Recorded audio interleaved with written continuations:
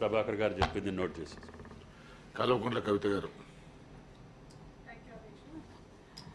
అధ్యక్ష, ఈరోజు రామగుండం మెడికల్ కాలేజ్లో సీనియర్లు ర్యాగింగ్ చేసినారనేటటువంటి అంశం ప్రముఖంగా చాలా దినపత్రికల్లో వచ్చింది అధ్యక్ష. అయితే గోదావరిఖని 1 టౌన్ పోలీసులు విచారణ చేపట్టినారు. అయినప్పటికీ ప్రభుత్వాన్ని ఒక చిన్న రిక్వెస్ట్ చేస్తూ ఉన్నాం.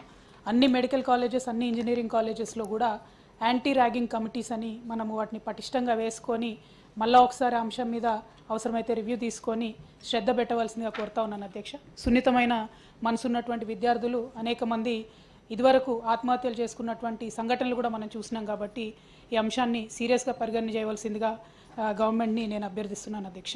అట్లనే తమ పర్మిషన్తో ఇంకొక చిన్న ఇష్యూ కూడా మెన్షన్ చేస్తాను అధ్యక్ష.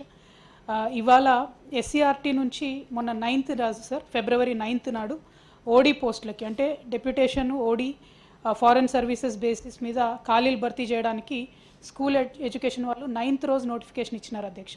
దాంట్లో ఒక రకం రూల్స్ ఉండే, ఎందుకంటే ఎస్సీఆర్టీ అంటే డైరెక్ట్గా గవర్నమెంట్ స్కూల్స్ నుంచి వాళ్ళు తీసుకోవడానికి అవకాశం ఉంటుంది. అయితే 12th నాడు మళ్ళీ ఒక రీనోటిఫికేషన్ ఇచ్చినారు అధ్యక్ష.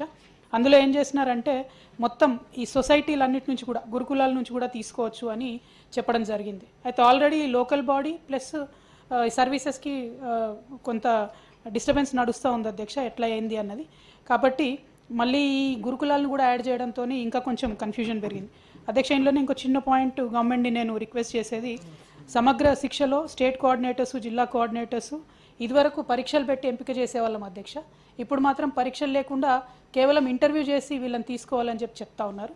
మరి ఇది ఇంపార్టెంట్ పోస్టు కాబట్టి ఓన్లీ ఇంటర్వ్యూ కాకుండా రాత పరీక్షలు కూడా పెట్టాలి అని చెప్పి నేను గవర్నమెంట్ని డిమాండ్ చేస్తూ ఉన్నాను అధ్యక్ష.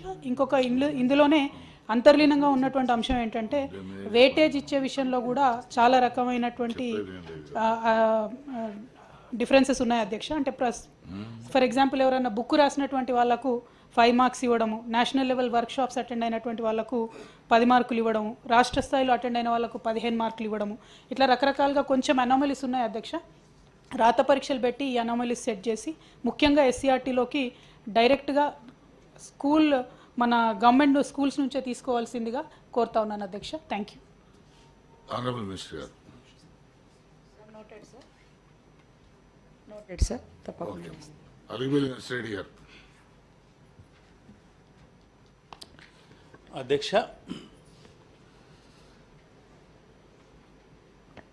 రాష్ట్రంలో నూతన ప్రభుత్వం వచ్చిన తర్వాత